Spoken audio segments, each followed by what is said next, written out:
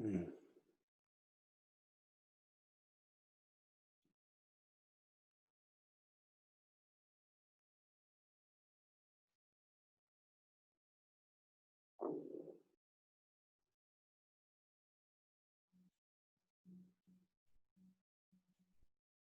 One never knows really where to start on days like this. So much going on in the world, so much anger, even violence. Anger at the lack of empathy and compassion that was on display.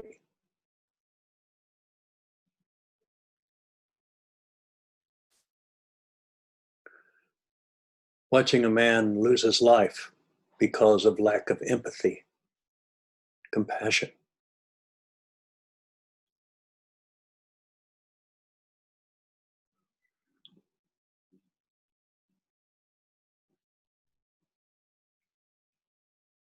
It was a tough thing to be part of.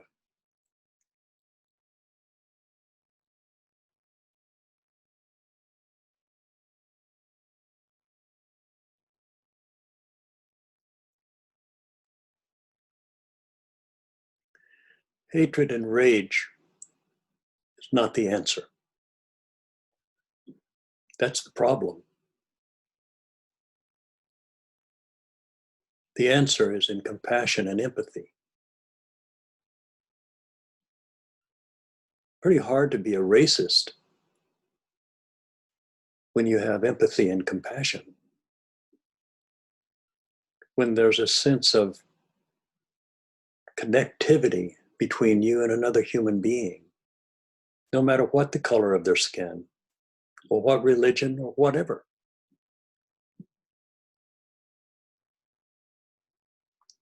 There's been a lot of things we've had to look at over the last 3 years. Watching babies being taken away from their mothers, we still don't know where they're at. Immigrants being treated like cattle.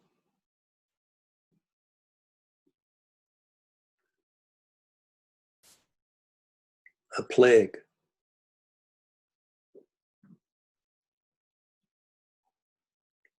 So much happening. So much to be angry about. So much to be afraid of.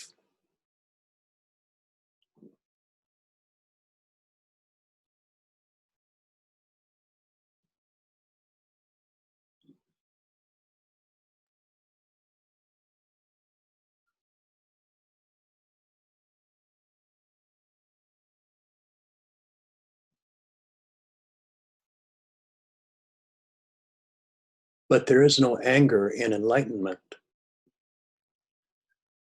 There is no fear in enlightenment.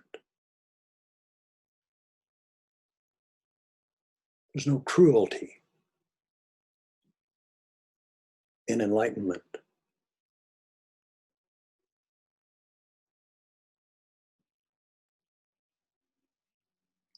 We can keep doing things the way we've done them in the past.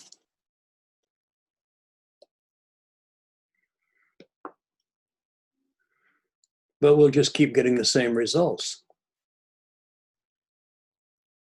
Violence is violent.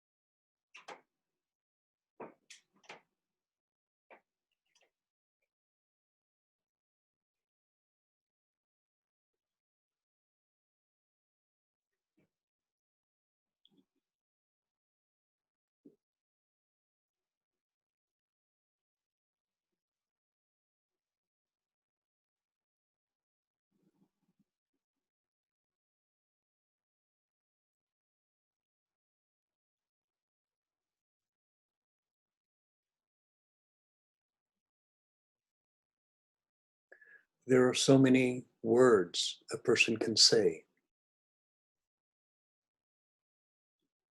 so precious little that can heal the heart. But we need to watch our words.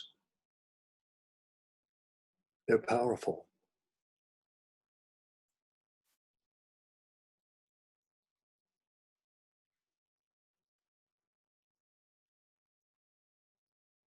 We need to monitor our actions.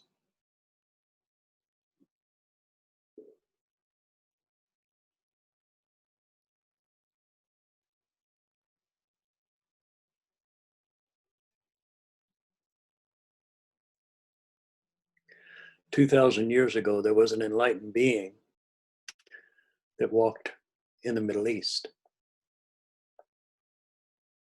It was even worse time than this, if you can imagine that. The entire country had been taken over by a very authoritarian and very brutal country that had pretty much enslaved the whole country. They ruled with an iron hand, killed many people every day in public, just to make sure everybody was nice and afraid. They were overpowering in numbers. And in the middle of all of this came an enlightened being. And he didn't tell them what they wanted to hear. They wanted another David. They wanted someone to come in and throw these invaders out, to kill them all. They wanted a physical king.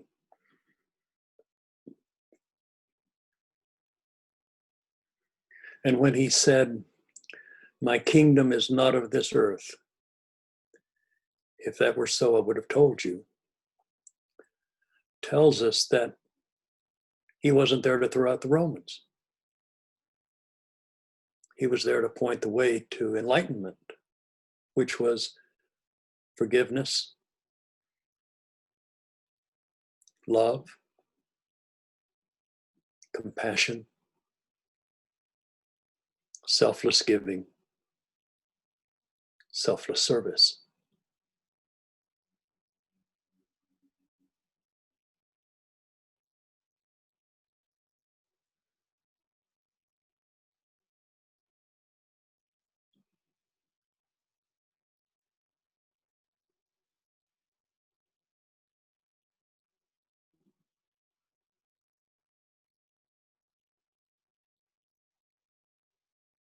Things haven't changed. These precepts still work today. You don't become part of the problem by being a problem. That's not the solution. The solution is not doing what's being done.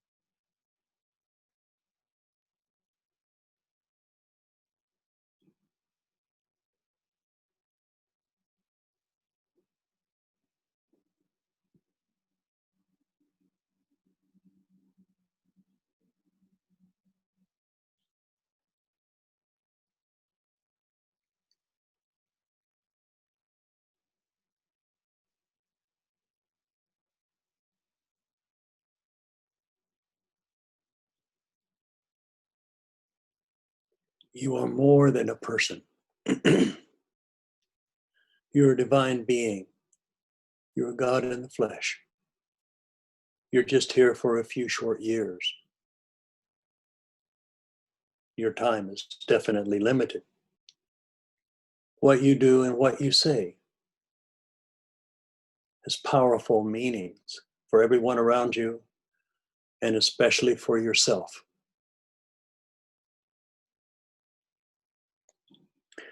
This is a strange little incarnational experience, isn't it? We come in and we forget everything that was before. We just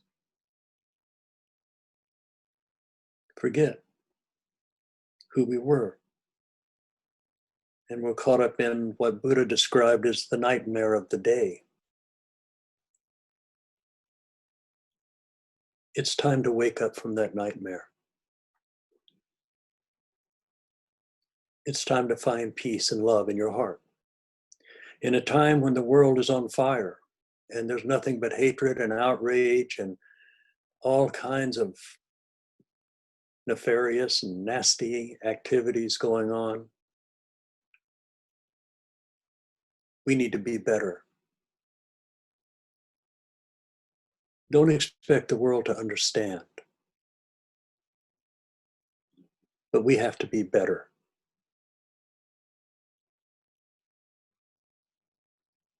Don't give in to the fear.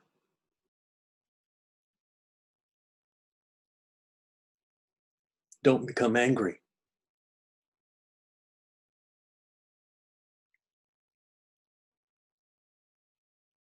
That doesn't mean that we stand by and just let people hurt each other. If we can possibly stop it, we should. If it's possible to stop something, then as a Buddhist, you are commanded to do no harm, and not doing anything while somebody is doing harm is doing harm.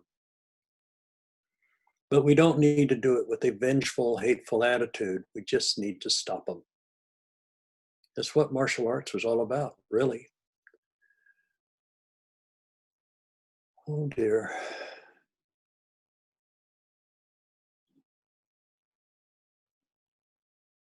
Anger is so irrational. How much of that anger springs forth from being a victim?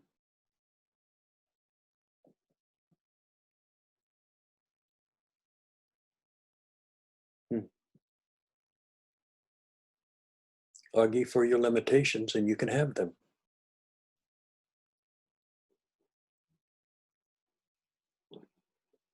You've got to forgive everybody. You don't forgive what they do.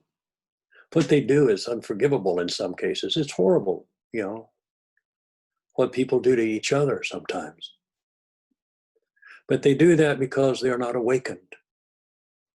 They do that because they're lost in the Maya.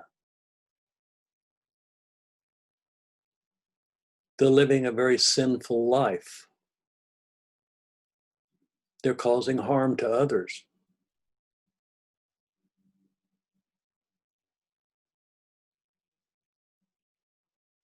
So they need to wake up. So we pray for their soul. We pray for their soul to become enlightened, to wake up from this darkness that they are now lost in. All the anger and outrage. So horrible.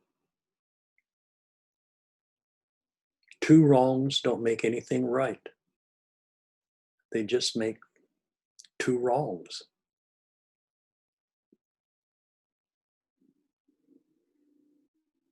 It's easy to forgive people who are not doing anything really that bad, but it's really difficult to see and to forgive and to pray for the enlightenment of people who are really being despicable and harming others. I don't know that this talk is going to make any sense today. There's so much anger in the air. There's so much heartache. There's so much fear. Somehow we have to let the enlightened light shine through all of this. And it starts with each one of us. Each one of us. We have to remove the darkness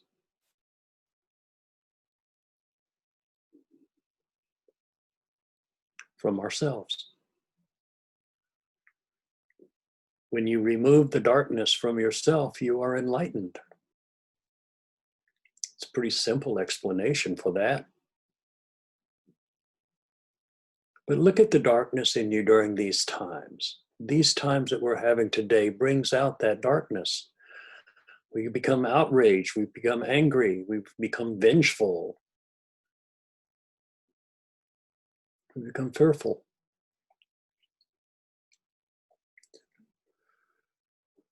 Our life is full of self-righteous judgment. Terrible, terrible judgment. You realize when you're judging anything, you're judging God, because everything is God. If you could see it all, you'd know the truth, but you only see in pieces now. But during this time of rage and anger and violence and fear and terror and great loss of life, an uncertain future, with everything looking like it's going down in flames, this is the time for us to stand up inside ourselves, to be the light during this time of darkness, to not get caught up in all the anger and outrage, but pull ourselves within your heart. Just pull yourself in there and seek compassion and love and right thinking, right action.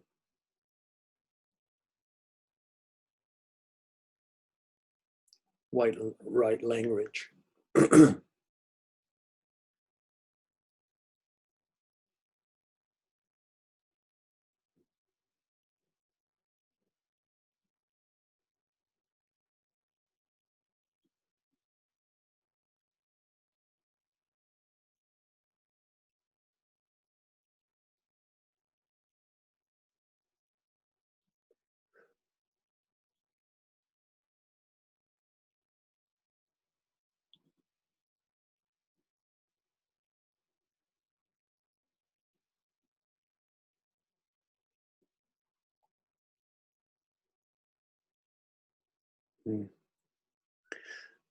We've lived many, many, many lifetimes.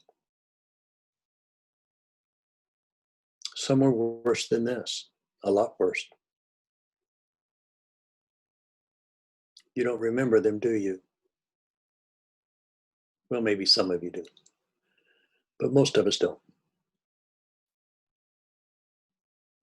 But this life too will pass very quickly. And all the things that are really horrible here will be forgotten upon your death, or upon your birth, actually, your rebirth. So what are we going to bring about from our soul's growth during this time? What are we going to do and say that will help ourselves and help others to make this incarnation really a very powerful one for our very soul? What can we do as an individual to bring peace and love into a world that has so very little of it, into a time of anger and outrage? Can you find peace? Can you pray for enlightenment? Can you pray for enlightenment of the world? We're going through a birthing right now. I keep saying that. This is a birth. It's messy, it's painful, and it doesn't look like it's going to turn out very good. We've got all of this stuff going on. But believe me, the baby's coming. The future is very bright. Yep, very bright.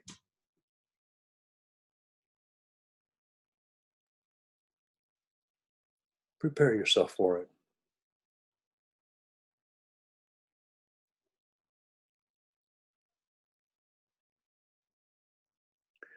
I usually try to come up with something to talk about, but on a day like this, there's not much to say. There's so much pain and heartache in the world, so much anger.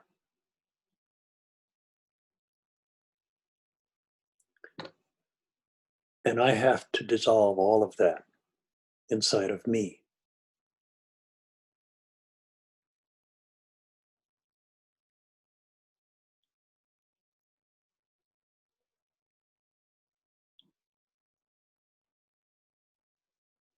So, if you will, I'd like to meditate for a few minutes and dissolve all that's around me into the light, the clear light of reality, the Dharmakaya. So if you'll just stop your thought, gaze in this direction,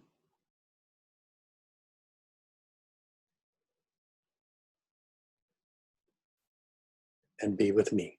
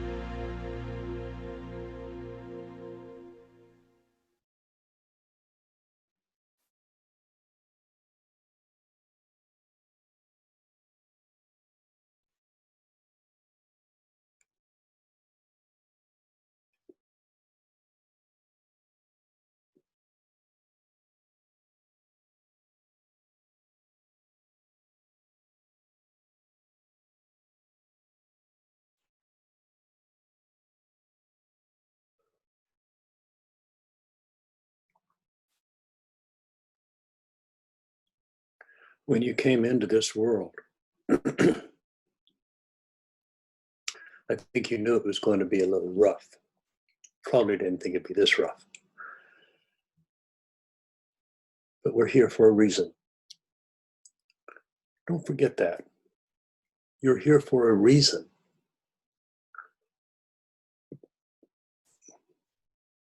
I think we had to pay the gatekeeper to get in here. This is an amazing time. This is one of those gyms where you go in and you learn to lift the heavy weights. This is not an easy workout. But this is where we find what we're made of. This is where we test our mettle. This is where we go up against energies and thought forms that are very powerful because they're group oriented. They're groups of people that are putting the same nasty energy out. And other groups putting out exactly the same amount of nasty energy going back at them. It's not a thing to take sides. It's a thing to stay in the middle and be neither attracted nor repulsed. To sit down in the middle of the warring crowds, the mob that's got its pitchforks and torches, and to walk quietly between them and find that stillness, that meditation that transcends all things into enlightenment. Be the light of the world. I saw a program on television the other day about that a satellite picture that was taken of the Dakotas before they struck oil there. And it was black. There's hardly any light at all. Then they came back a few years later with all of those thousands of gas flares that are above those oil rigs to burn off the excess gas. And it looked like the whole state was brighter than New York City. Each one of us is one of those little flares. By ourselves, we don't light up much. But when everybody lights up, the world changes. Become enlightened. You can do it. This lifetime.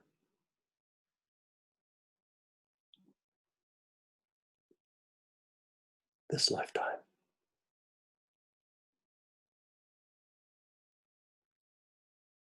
This lifetime.